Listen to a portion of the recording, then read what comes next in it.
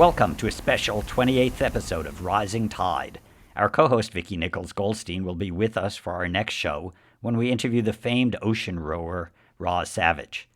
Today we have another special one-hour recording of a Writers for the Sea panel, this one with Dr. Sylvia Earle, Carl Safina, and Brian Skerry. Hope you enjoy it as much as we did. I'd like to welcome everyone to Writers for the Sea. It's a Blue Frontier project. Our last live event was held in Boulder, Colorado in 2019. So this will be our second online pandemic webinar today with three of the group's better known authors, Sylvia Earle, Brian Skerry, and Carl Safina. Rather than say they need no introduction, I'll just keep it short. If you post your questions under Q&A, Natasha Benjamin of Blue Frontier should be able to get a few of them to us at the last 10 minutes or so. First, I know you'll want to hear what our writers have to say about writing photography, our mother ocean, and of course, we want to sell hundreds of their books. So in terms of who's who, Brian's a world-renowned National Geographic photojournalist and storyteller specializing in marine wildlife. He is the author of 12 books, including Ocean, Soul, and Shark. His latest, Secrets of the Whales, will be released next month. Wow. Sylvia, her deepness, is a National Geographic explorer in residence, former chief scientist for NOAA, deep sea diver, Time Magazine, Hero of the Planet, much, much more. Her upcoming National Geographic book is Oceans, A Global Odyssey. Also, the 25th anniversary edition of her classic book, Sea Change, will be out next week. And Carl's an ecologist and MacArthur Genius Fellow, founder of the Safina Center at Stony Brook University, where he's an endowed fellow. Among his very popular books are Song for the Blue Ocean and A View from Lazy Point, and his most recent bestseller, Becoming Wild, How Animal Cultures Raise Families, Create Beauty, and Achieve Peace. So why don't we all start with something we all share, which is this terrible pandemic year that hopefully we're coming out of, and how it's affected your work and your writing. Sylvia, you told me you traveled the world more in 2019 than ever before, and you travel a lot. So World Oceans, A Global Odyssey, could it have been written if you were not forced to stay home this year? Oh, it would have been written, but maybe with not the same depth, dare I say, because I did travel a lot in 2020, but it was all by Zoom. I've been to more countries than ever before, attended more meetings than ever, but I also had the great opportunity to sleep in my own bed. It's a wonder what sleep actually does for being creative. So I think the book probably benefited from the pandemic, and probably I did too, especially since I didn't catch the bug, or not yet, maybe never. Get vaccinated, Sylvia, we need you. Nothing says social distancing like scuba diving, of course. So how's your last year gone, Brian? Yeah, I guess that's true. Well, it's gone as well as can be expected, I suppose, all things considered. Very fortunate, to be here sort of on the coast of Maine. I had gotten a new story approved by National Geographic just prior to the pandemic. And it was going to be, it is a story about the Gulf of Maine, which is the body of water that extends from Cape Cod up to Nova Scotia, Canada. So for the first time in my career, I wasn't going to need to really get on a plane to travel for field work. And turns out that ended up being a good thing. So I was still able to work on that project, still continuing to work on that. And this latest book, Secrets of the Whales, which is a book and a cover story in National Geographic magazine and a 4-part Disney Plus documentary series, all got moved up a year. It was all supposed to really debut originally in 2022. And I got a call, I guess, last spring that said, we want to move it up. So in the middle of doing the Gulf of Maine work, I had to burn the midnight oil and write this book and do all the other things. But it all worked out really well. And yeah, here it is. It's 2021 and it's all being released. So yeah, thanks. Well, that's really something of a project. There's a word for like something that really is tremendous and exciting. Animal. Whale of a project, maybe? Maybe. Nice. Never let a good cliche go by. Yeah. Carl, I know you've been home for a year, and I don't know if it relates to your next book or not. Why don't you let us know that? It relates very directly because all the books that I've done involved a lot of travel. Most of them involve going to at least 3 continents. And in 2020, everything was canceled and I didn't go anywhere except stay home, which was okay with me, actually. But it coincided with an interesting event because in 2019, we raised this little orphan screech owl. And when we released her, after introducing her very slowly to the environments around the immediacy of our backyard, when we released her, she stayed around. And in 2020, she got a wild mate. They nested in a box that I put up right on the outer wall where my writing table is. So they were about 4 feet away from where I type. And they raised 3 chicks. You don't usually get to see owls doing their thing, but this was really extraordinary because a completely tame owl allowed me to watch at very close range every day for a couple of hours in the morning as dawn was coming up and a couple of hours at night.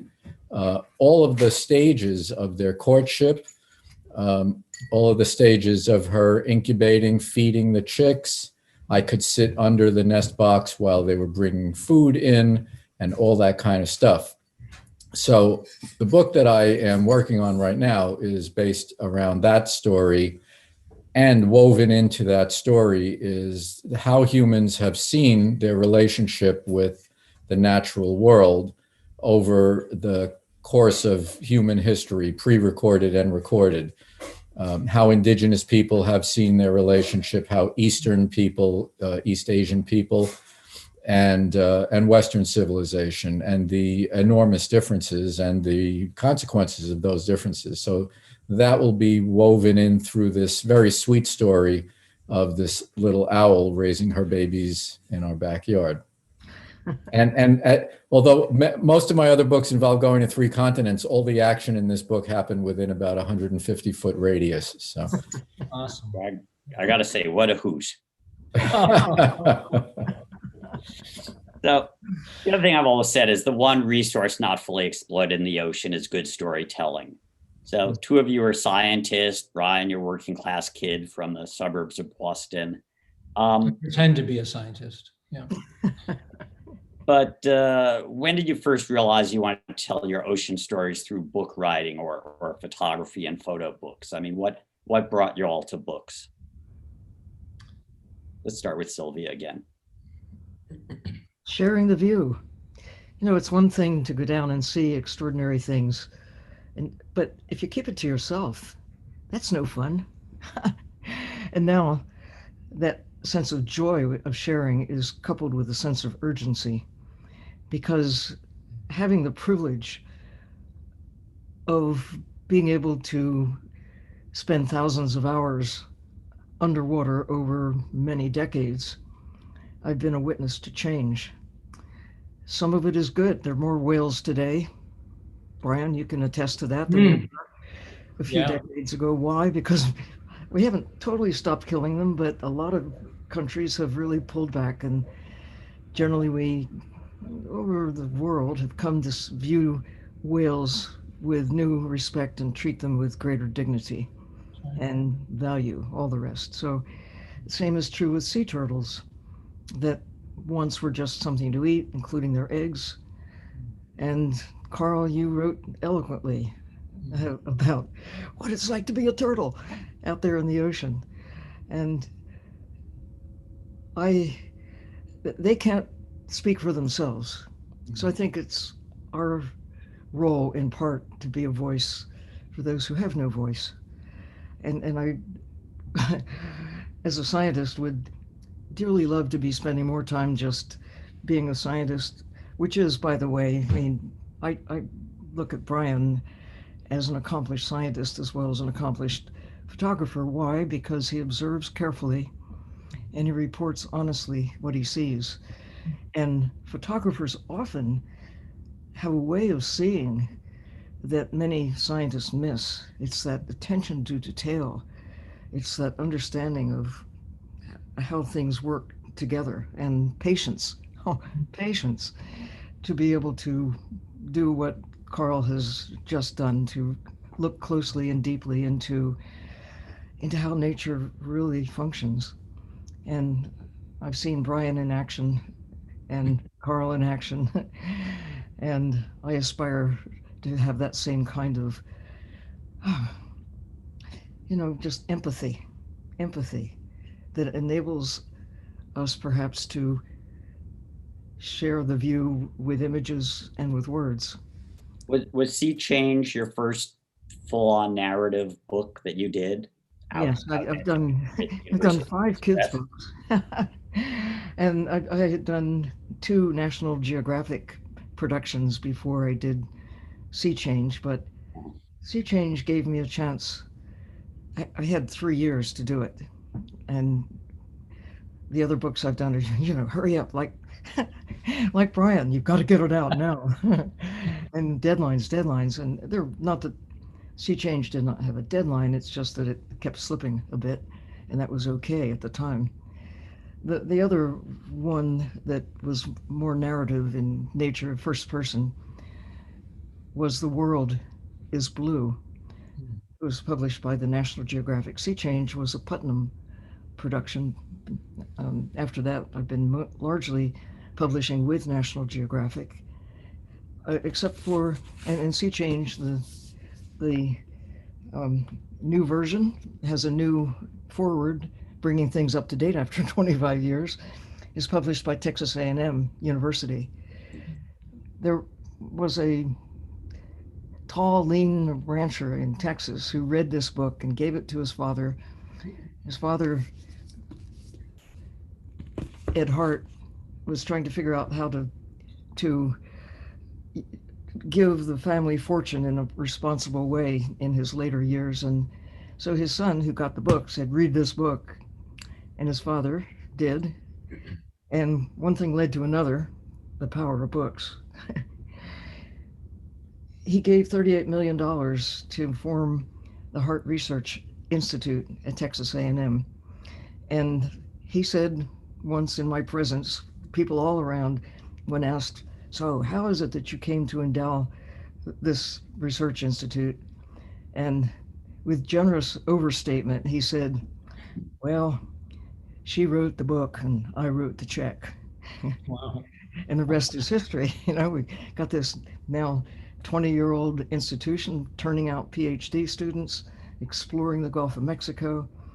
It's very satisfying to see a direct correlation between, you write not knowing what the consequences will be, hoping somebody's going to read it other than your editor, well, your kids, because they have to. That's the amazing thing, is how books can take on a life of their own. And most unlike other media, they get reviewed and you get interviewed, and people lives are changed by the books they read. And Carl, what was your first book, and who was your publisher, and how did that come about? Well, my first book is called Song for the Blue Ocean, and it's published by Henry Holt Company in New York. But when I was in high school and as a college student, I read a couple of books that I thought were unbelievably powerful. Silent Spring by Rachel Carson, and a couple of other Rachel Carson books, Edward Abbey's books about, Sylvia, thank you. Edward Abbey's books about his passion for the land of the West. Barry Lopez, Peter Matheson was a huge inspiration for me. And what I felt was that a book can be a world-changing thing, like Silent Spring was. And it can often be a life-changing thing for people. So, as a young person asking, what can I do with my life that will make a difference? One answer to that question is a great book, if you can pull it off, can make a difference and can have a long life. So that was always in the back of my mind, but it was in the back of my mind because about 20 years went by when I got an environmental science degree, and then I got a master's and a PhD in ecology. I was writing science papers. I was a field ecologist. And always in the back of my mind was, I'd like to write a book someday. A lot of people say that. And then I got very heavily involved in fisheries policy reform, and I was doing policy work. And along the way, I started writing about conservation for, at first, a fishing newspaper. They just wrote mostly fishing reports, and I wrote little articles about conservation. And I was amazed at the response to those little articles. You know, I wrote these science papers and I would get a very little response, and I wrote these little articles and I would get a big response and seemed to matter. So that encouraged me to do more. When I worked on the fisheries policy stuff, I wrote some policy articles, and they made a difference in how fisheries policy was debated and in the passage of the Sustainable Fisheries Act, which I got very involved in, also helping to write a lot of the legal language in the actual first draft of that legislation that became law. And all this time now, I had a lot of momentum thinking about the fish around me, how the ocean was changing, how people were changing it, how the depletion of fish was changing the people who fish for them. And I came up with what I thought was a viable idea for a book. That book was published a little over 20 years ago. And to my surprise, it did very well. And my colleagues who I was going to all these policy meetings with, they said, you know, you should just write, because you don't have to come to these meetings. We can go to the same meetings that you would come to, but you know, you writing would help us at the meetings, so you should do that. And I said, that's fine with me, because I kind of like doing this, and I think that it's a thing that I can uniquely contribute. You know, I can go to meetings with you, and the meeting would happen with or without me, but if I write a book, that book that I write would not happen if I didn't write it. So it seemed like a worthwhile thing to do with my time. And much to my surprise, really, my work took a tremendous trajectory change at that point. And since then, that's what I've been doing, writing a string of books and doing a lot of speaking related to the books and writing some articles. I still write, you know, quite a few small articles that are on the web. So it was a slow process of evolution to get from a person who had been thrilled with some books as a young person to a person who writes books. You know, there was a whole, actually sort of two careers in between, a field ecologist and a policy person, policy advocate. And then I became, you know, what I am, which is I'm a person who writes a lot for a living. I don't really consider myself a writer in the way that I might if I had an English degree, you know, and like literature was my profession. Writing is my profession, but really I think of myself as a science person, think of myself as an observer, like, you know, like Sylvia was saying about Brian. You know, there are a lot of scientists who are great observers, but to be a great photographer, you have to be a great observer, and you have to have the eye for what's in the frame. So really, really having, you know, trying to stoke and hone my powers of observation, along with my sense of words on the page and my sense of the rhythm of the words on the page, because I'm a writer that aspires to write literature, not just journalism or reports. So I'm always trying to affect the emotional engagement of the reader. Because we write about conservation, a lot of what we write about is not happy all the time. There's a lot of heartache. And sometimes I say that if I bring you to tears on the page, then I guess I've done my job. But what I really want is for the reader to have an emotional experience. I think that's what great photography does, and that's certainly what great writing does. There's information all over the place. You don't need me for information, but I'm trying to convey the emotion that I feel in the extraordinary places that I'm very, very privileged to get into, with the incredible people that I am very privileged to get to know, and to, as Sylvia said, to share that. And as Sylvia said, you know, the power of a book potentially is enormous if it's a great book. So it's like I once was talking with an editor at Sierra Club Books, and I was complaining, as some writers complain about editors. I said a lot of editors just want to be writers, and his response was, "Well, that's true, but then again, so do a lot of writers." So, That's funny. Ryan, just like Carl was saying, he kind of likes to write. You kind of like to take pictures, which has ended up making you maybe one of the 3 or 4 best underwater photographers in the world. How'd you get into that, and how did that come to be photo books that you're doing now? Oh, yeah. Well, thanks for that, David. And to Carl's point, I just want to say that both Carl and Sylvia certainly write with great emotion. Your books have, you know, stoked my emotions, my imagination for so long. I mean, Song for the Blue Ocean was poetry when I read it for the first time. I just kept rereading it, and Sylvia's books, I mean, Sea Change, sitting right over there on the shelf as we speak. Both of them are, both of your books. So yeah, it's a great privilege. You know, I often say that I just look at the pictures, but that's not true. I do like to write.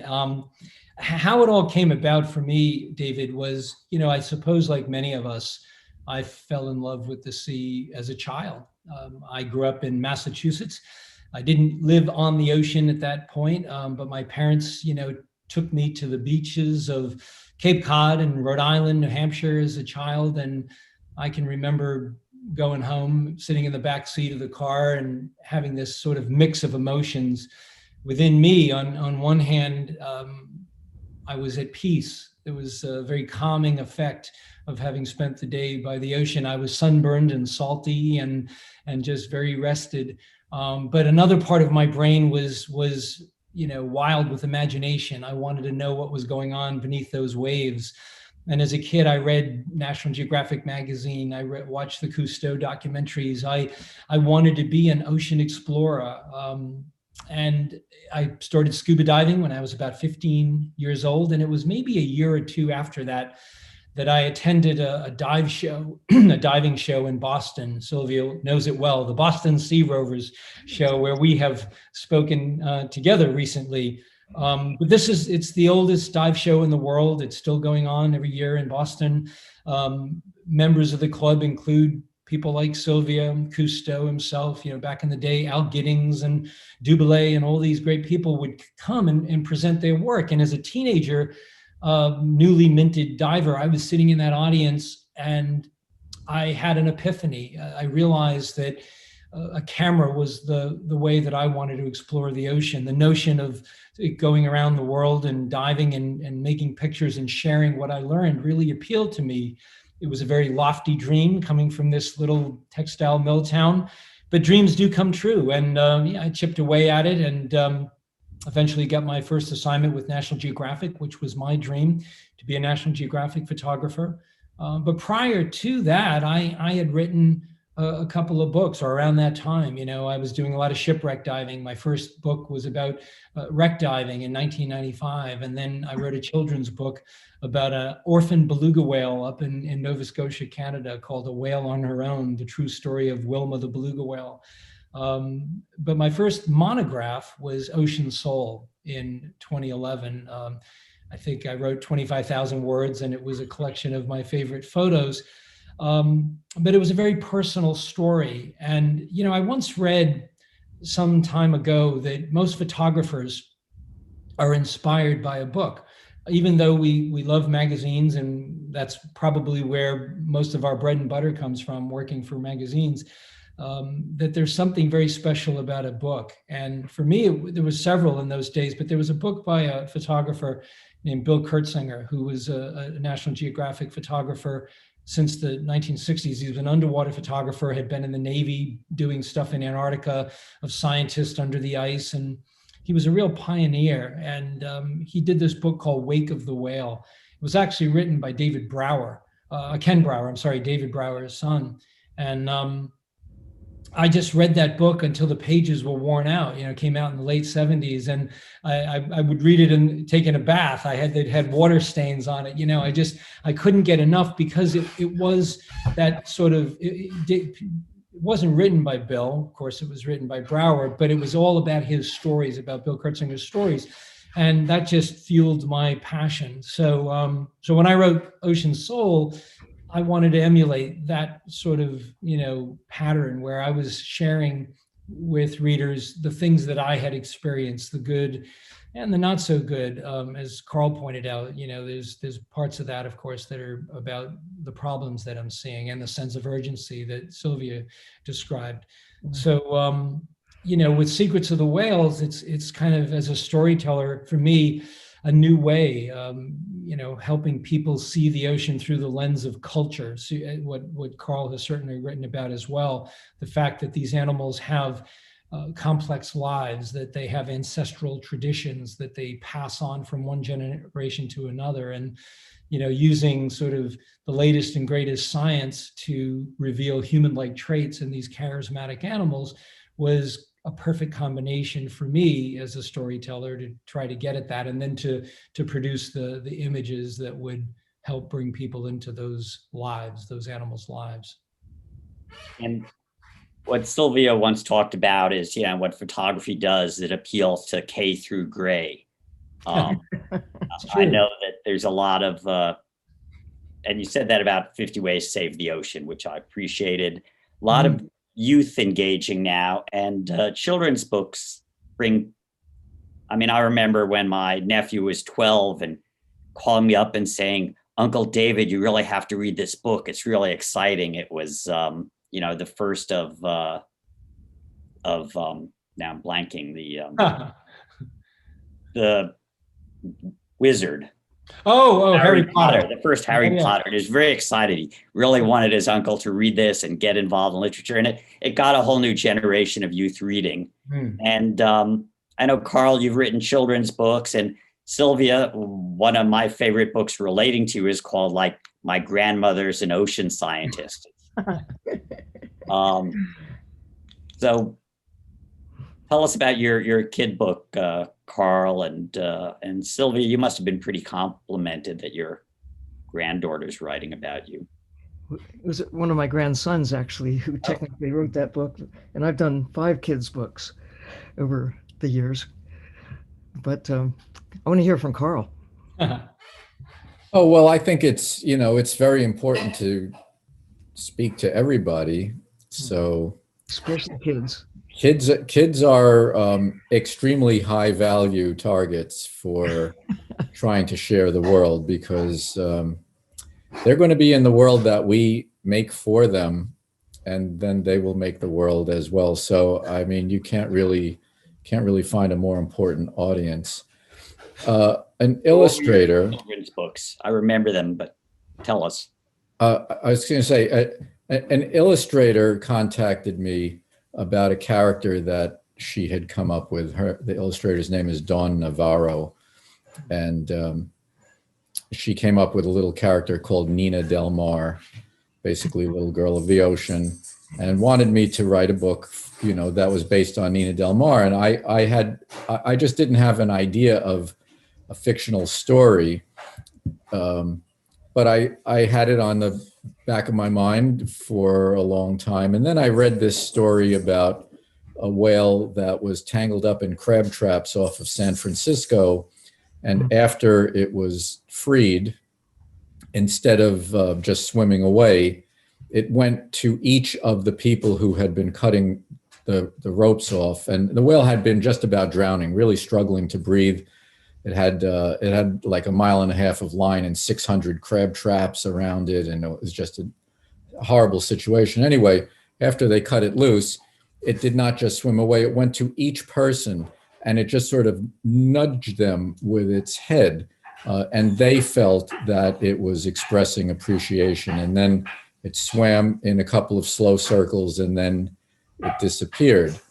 And not only is that an unbelievably great story, which really is a window on the mind of the whale, but I thought, hey, let's put this little kid on the boat and have her in the water helping to free this whale. So that's what that book is about. And then a little longer explanation of the actual story from the actual newspaper account in the San Francisco Chronicle is in the back there. And I have a couple of other children's books in the works that are based on a couple of the other books that I've written. I have two books for young readers that are based on my book called Beyond Words, which is about what animals think and feel.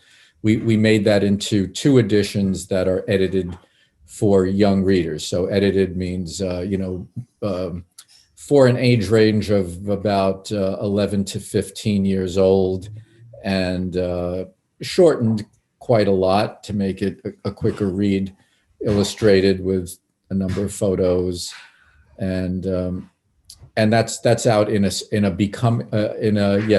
Beyond Words series. So there are two books in that series, Beyond Words, and there will be a third one soon, because I have to deliver it at the end of, I think it's the end of June. So that will be out as well. And we have a couple of other things on the burners. And it sounds like you got a couple of sea dogs around you too. There are three doggies in the room with me right now. Good most boy. of them are quiet most of the time. Sylvia, what about your children's books? I mean, I've known you since 1990. I keep learning new things. Well, I love writing the kids' books, but here's the thing.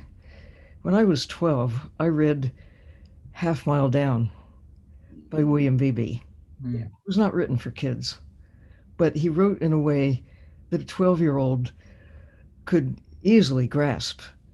And I just took it in. And that's a book that changed my life, because reading Beebe's descriptions of what it was like to descend half a mile beneath the surface and see this galaxy of luminous creatures, it just developed an irrepressible desire to do the same thing someday. And I wound up not only helping to design and build little submersibles, but then to use them to go down and see that galaxy of life, and to share the view, a 5-year period with National Geographic, the Sustainable Seas expeditions, getting not just scientists, but teachers, and share the view with kids. That was again, cause and effect. So when I write now, I have my 12-year-old self in mind. I have senators and CEOs in mind. I hope that sea change is accessible as Half Mile Down and other Beebe books were to me. It doesn't mean that you compromise the truth at all. You've got to keep your facts straight. It's science-based, but there's nothing wrong with trying to make it beautiful. I mean, Carl, you're so good at that. So are you, Brian. And with pictures, you know how to embellish words with the right images. And also Beebe's book with the paintings, not images, not photographs, or paintings. Underwater photography was in the 1930s, was just beginning. I think the first color photograph underwater was 1927. Yeah. With Longley in the Florida Keys. Right. Yeah. And look at what's happened since then. And so you can speak, you can tell stories with images. You've done such a great job of that, but to complement it with words and I think you get at a great point, Sylvia, that these books that are written by folks with passion ignite within everybody else something else. It's all about that ripple effect. I think we've all been touched by great literature and great pictures and paintings, and we pass it on through our own passion. We're not doing it for the money. We're not doing it for any other reason than we're doing it because we can't not do it. Yeah, that's exactly right. And that these books have a shelf life, and that's what's great. I mean, I love working for magazines or National Geographic magazine. It's been a dream come true, but although that is one of the few magazines that people tend to keep in their attics, maybe, or whatever. But a book is just so beautiful that it can be on the shelf and you can pick it up. I can go back and read either of your books, and it's like I'm reading it for the first time. And that's something special, to sit with that physical contact, I think, of a book, with a cup of tea, a cup of coffee in the afternoon or late at the night. I think there's just something very special about that. It makes us feel good. And, when we're writing about the ocean, there's no shortage of, as David said, of good stories about the ocean, and a sense of urgency to share what we've learned. So with words and pictures and experiences, we pass that torch. We have that ripple effect. And let me ask you, because it's a question I often get asked, and like this fall, last summer, I was really pitching stories to go re-embed with the Coast Guard during the most active hurricane season, and instead I ended up actually for National Geographic leaving my house to cover the California wildfires that were pretty much just outside my door. So one thing I learned is you no longer have to travel for the climate emergency. It's coming to a neighborhood near you. And I did what I always do, spend a night with the firefighters, get home, immediately transcribe my notes to my computer, because even after 24 hours, I start having a hard time reading my handwriting in my reporter's notebooks. But people always say, how do you write? I write best when I get to the final versions between like 8 p.m. and 2 a.m. when it's kind of quiet. Do you have particular times or environments where you write best? Or in Brian's case, when you edit your photos best? For me, no, not necessarily a time of the day, but I do like a quiet place. I've been doing a little bit of writing now, and I go to I leave the house. Actually, I go to a little cottage we have on our property, and I sit in there. It's very quiet and peaceful, and I usually start with a yellow legal pad, and I make some notes, and I sort of outline the things that I think are important, what sort of themes or narratives I feel are sort of important, and try different things, and some work and some don't in terms of the writing part. And then, once I feel like it's beginning to take shape, and I'm literally writing with a pen and paper with some of that. And then I'll take to the break. What's that? Did your quill break? Yeah, my quill, exactly. And then I'll take to the computer, and once I feel like I'm doing that, I've been doing that. I've been asked to give a commencement speech at a university next month, and so I've been doing that. I go and just sort of scribble it out on paper and see where it's going before I put it in official form on the computer. But as far as editing photos, I do that usually daily as I come back from the field. If I'm on a boat or in a hotel room, or right now in my studio here, I'll come back and download and edit that night, and then go back and look at them when I have some time and re-edit. But fortunately with Geographic, I'm sending in hard drives, and I have a photo editor who will go through. With Secrets of the Whales, I think in the 3 years that I worked on that, I shot just under 150,000 frames, and my editor will, thank goodness, go through every single one, or did go through every single one. So we don't try not to miss anything. So yeah. God, that's a lot of rolls of film. Wait a minute. Yeah, it would have been. It wouldn't have been nearly as many rolls of film if it had been using film. Yeah. Carl, where and when do you like to do your writing?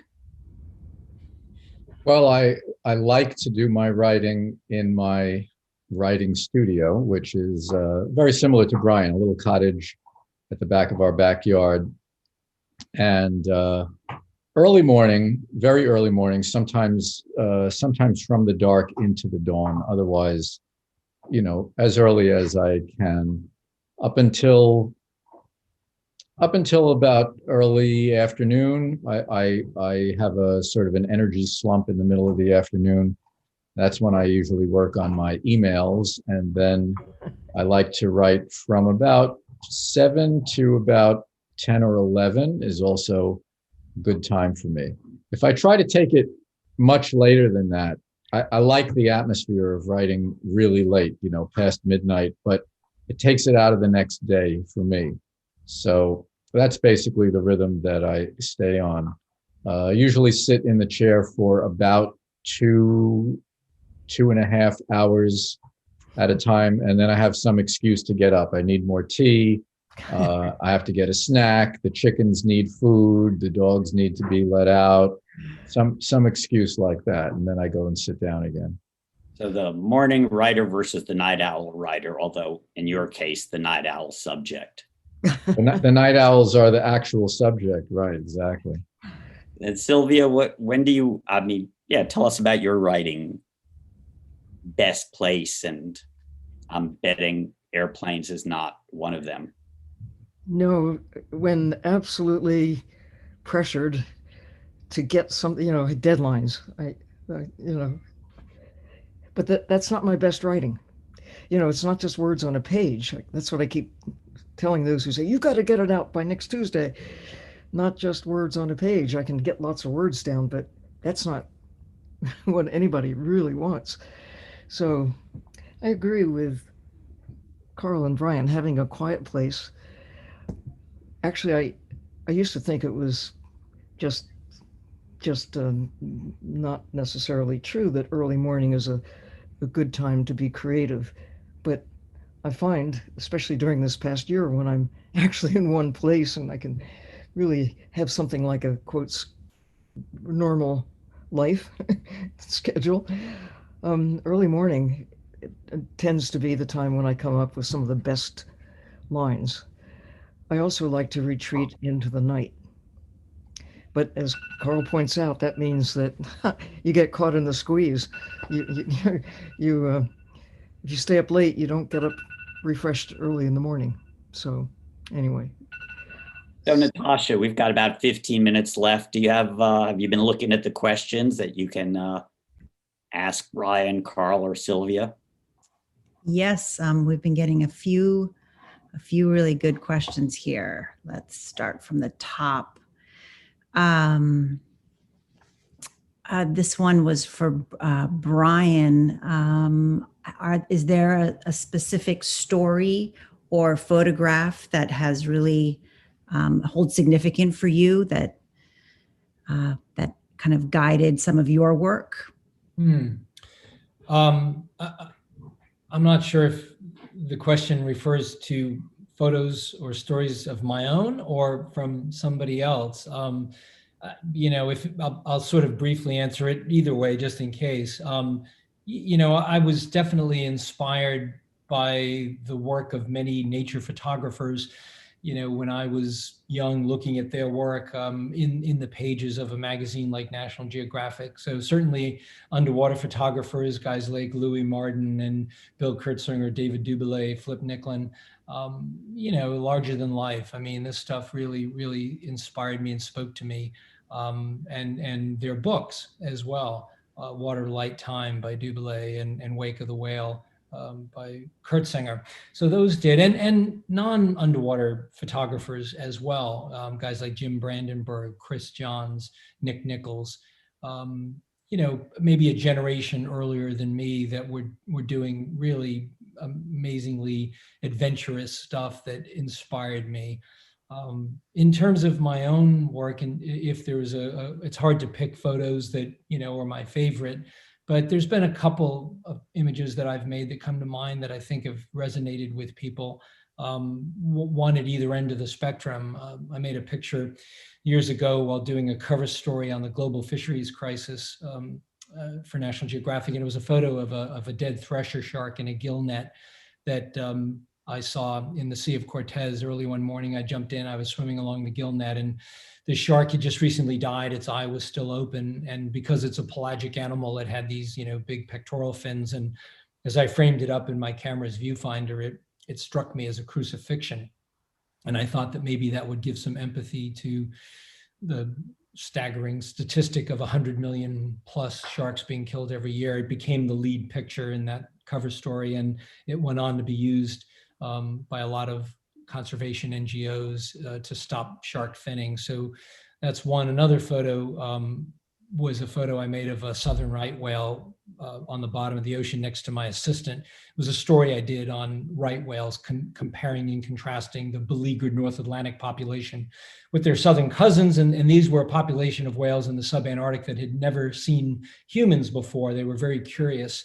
And I was diving alone for the first few days because I didn't want even one other person in the water. I was afraid that we would scare the whales. But after a few days of making some images, felt pretty good about that. I had this picture of a human and whale together, and you never know if that's going to unfold, but it did that day.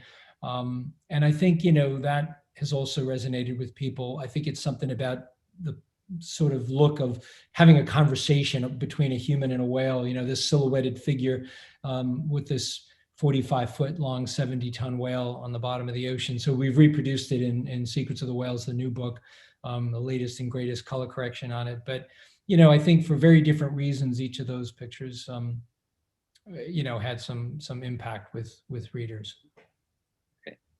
Great, thank you. And Carl, a question for you.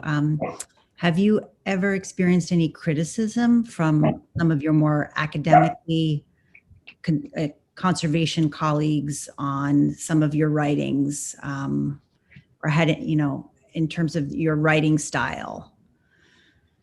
This is my worst critic right here. She always thinks I'm never paying enough attention to her. No, I've been very surprised that the opposite has happened. Quite a few people who are scientists and academics have sort of come out of the woodwork to tell me that they really liked something that I've written. I wasn't expecting that. I really appreciate it. And then I've been invited to be on the faculty at different times of several really good universities, Yale, Duke, right now Stony Brook, where I have an endowed chair there. So no, quite the opposite. I was expecting a lot of pushback, and it hasn't happened. Quite the opposite, I'm happy to say. Great, thank you. And this is kind of a question for all of you, but I'll start with Sylvia. Is there, as you're all storytellers, is there a fear of oversaturating people with kind of the crisis and the urgency of our environment?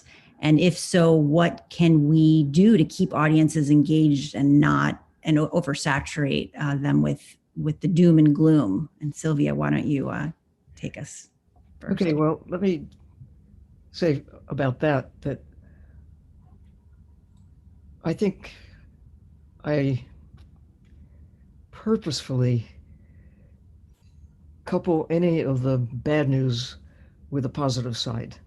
There's always, you've got to know what the problems are, but the good news is we know what the problems are. Imagine if we didn't know. And I have been able to communicate, I think, over graduations and books and all the rest, that this is the best time ever to be alive, because we're armed with knowledge. Things that no one knew when I was a kid, we now know. Whether it's the climate change issue, the capacity to alter the nature of nature, it once seemed impossible, but now we know. And so we've got a chance. If we didn't know, we just keep on doing the same old stupid things that we've been doing all along. And we still are, but as long as we know, there's cause for hope. And there's cause for hope too, because you can see that when we stop the killing and start the caring, recovery is possible. More whales today than when I was a kid. More manatees today. More sea turtles today. I mean, there are fewer of a lot of things, and there are no more of the little seals that once were in the Gulf of Mexico. The last ones were seen when I was in high school. The Caribbean monk seal, gone. Bad news. Good news. There's still 2 other species of monk seals, and although they're in trouble, we still have some, still have 10% of the sharks. Well, bluefin tuna. The latest figures are less than 3% in the Pacific of the adult tunas, the reproducing tunas. That should be cause to say stop, but we're still eating bluefin tuna from the Pacific and the Atlantic and elsewhere. But at least we've got the evidence, and there's a growing voice. And Carl's certainly one of the strong ones about fish or wildlife. These are not just commodities. We need to think about life in the ocean as wildlife and to create an ethic that transcends just looking at the numbers and looking at the dollar signs on everything that swims in the ocean. So I wanted to just very quickly address the issue about that you asked Carl, because when I was asked by the National Geographic back in 1970 to write a story about living underwater, having been part of this team of aquanauts spending 2 weeks underwater, I'm a scientist. I was at Harvard University. I was not going to write for National Geographic because I might be branded as a popularizer. And that was, by my ivory tower colleagues. It took, pacing around for a couple of weeks before I, finally climbed out of the ivory tower and said, okay, I would write the article. I mean, when I think about it now, I think, what a stupid attitude to have had, that my loftier than now scientific colleagues might have thought less for me. Actually, Carl Sagan did take a hit for popularizing quotes, but he never compromised his science. And that's the key. As long as you don't exaggerate, or if you do, you say you're exaggerating, you're telling a story to tell the truth. That's okay too. But it's tricky. But as long as you stick to that quality of really understanding that where you don't sink into exaggeration, or if you do, you're telling a story, like Jaws. It was a great story. It wasn't the truth. So I think the great scientists are remembered for what they had to say to the public. Rachel Carson, Albert Einstein, Carl Sagan, Sylvia. There are plenty of people who didn't want to speak to the public because they thought it was beneath them, and nobody remembers them. They effectively had nothing to say.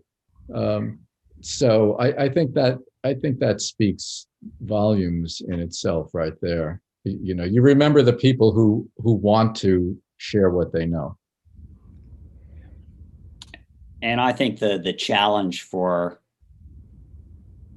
journalists, authors, photographers, especially covering the cascading disasters that our ocean is facing, is to find that way to balance the wonder and the warnings, because the old saying, you protect what you love, and there's so much to love and be awe-inspired by.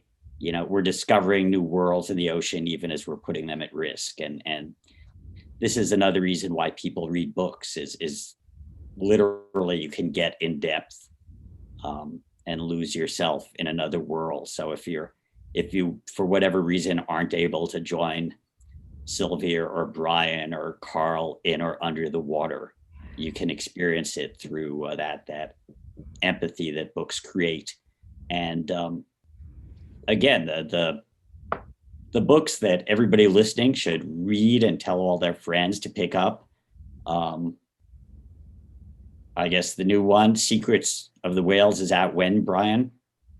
April 6th, available now for pre-order. Yeah. Great. And you're not sure, do you know exactly when your book, The Global Odyssey, Ocean's Global Odyssey, is coming out, Sylvia? October, but of this year. But you don't have to wait, because next week you can get the 25th anniversary of Sea Change. Yes, that's right. And of course, Carl this time. And Becoming Wild is doing great. It's literally swimming, jumping, and flying off the shelves. It's coming out in paperback in April. Wonderful. So just to get in on the bandwagon of having a book this year, the paperback version is coming out in April. And, I wanted to just add that all of us work from love. And to the extent that we feel heartache and grief, that's the other side of love. That's why we're at this, because we all fell in love with the world. And not because we want to share a lot of bad news, because we want to share the love that we have had and have. Yeah.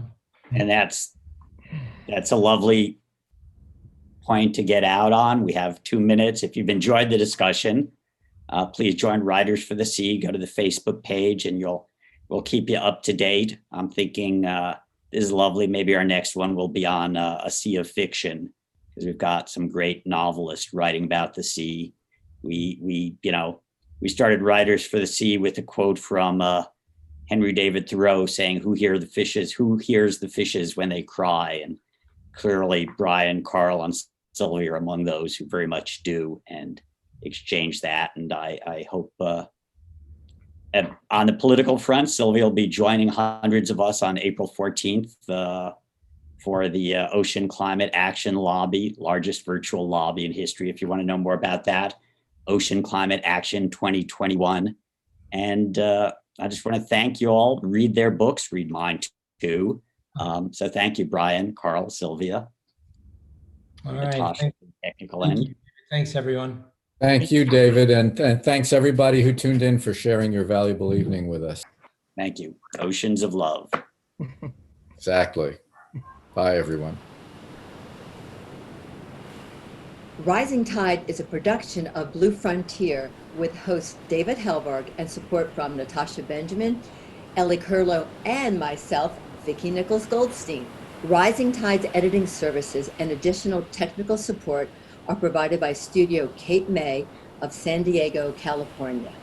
The theme song is written and performed by Ethan Kenbar. You can find Rising Tide, the Ocean Podcast, at www.bluefront.org or download it anytime from Apple, Google, or Spotify. Off in the salty ocean, off where the waves roll free, the sparkling water rises, then crashes to the sea. Out amongst the breakers, you'll have no need to fear. It's true, it's the blue frontier.